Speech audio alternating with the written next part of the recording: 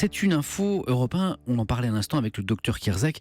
Le médicament Uvestérol D mis en cause dans la mort d'un nourrisson va être suspendu. Ce médicament qui est à la une ce matin du Parisien aujourd'hui en France. Et le Parisien rapporte que la revue médicale Prescrire demande le retrait de ce médicament, de cet Uvestérol depuis 96, depuis 20 ans, un quart de siècle par ailleurs que ce médicament est prescrit aux bébés. Peur rétrospective, écrit ce matin le Parisien, pensant à tous les parents qui l'ont donné à leur enfant. Sinon, eh bien, c'est la primaire à gauche qui fait la une de vos journaux. David, on en reparle d'ailleurs avec vous dans un petit instant. PS, le flou saison 2, titre Le Figaro ce matin. Alors le flou saison 1 pour le journal, eh bien, ce fut Hollande au pouvoir. La saison 2, eh bien, c'est le programme des principaux candidats à cette primaire, marqué, écrit Paul-Henri Dulembert, au mieux par la précipitation, au pire par la vacuité, par le vide.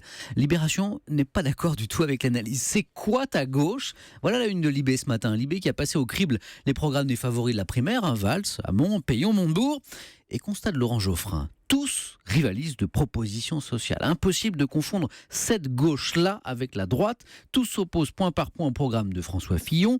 Un cliché répétitif, écrit Geoffrin toujours, voudrait que droite et gauche se confondent désormais dans un brouillard social libéral. Il n'en est rien. Les sympathisants socialistes doivent dire maintenant de quelle gauche ils veulent, quel que soit le résultat final. Une chose est sûre, ce sera une gauche. Et David, on en reparle, je le disais avec vous, dans quelques secondes. Et puis à lire aussi ce matin dans La Croix cet appel en faveur du dimanche. Le journal le constate, les grands magasins parisiens seront bientôt ouverts 7 jours sur 7. Un accord a été trouvé avec les syndicats. Et La Croix eh bien, se désole de cette banalisation du travail le dimanche. Une journée chère aux chrétiens, bien sûr, journée différente des autres, préserver des impératifs de la production, de la consommation, un temps de recueillement. Mais ce jour de repos commun à toute la société, c'est aussi la possibilité pour les familles de se retrouver, pour les amis de pratiquer du sport ensemble. Pour La Croix, voir se dissoudre ce caractère propre du dimanche ne peut être considéré comme un progrès social. Axel, au fait, si ce n'est un progrès social, est-ce que c'est au moins un progrès économique ? Ce qui est sûr, c'est que les magasins qui ont ouvert le dimanche cartonnent. Pour beaucoup d'entre eux, c'est devenu le deuxième jour de dans l'ameublement. 23% des ventes se font le dimanche. Donc je ne sais pas si les gens aiment être en famille le dimanche, mais ils aiment aussi acheter des meubles en famille, je peux vous dire. Merci Axel.